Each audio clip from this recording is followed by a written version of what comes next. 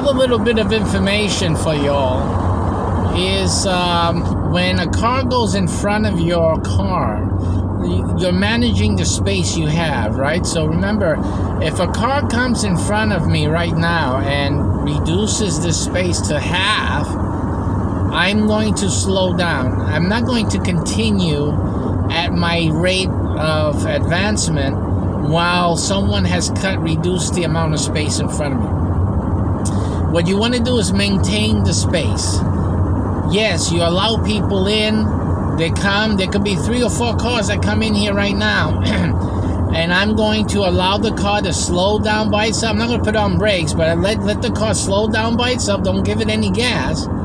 And let the space return to what it was. That's as simple as that.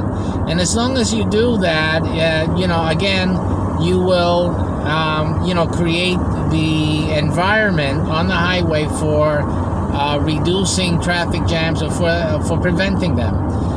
The only time you don't do that is, of course, like when you're at a midway point in an exit entry type of situation, where you want to speed up, like I told you in the previous video, to increase the space behind you. So that's the only time where you don't do that.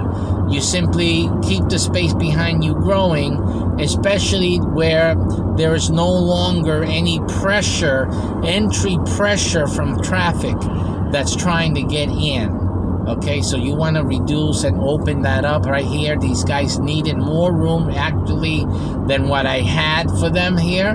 But again, this is right after that little overpass.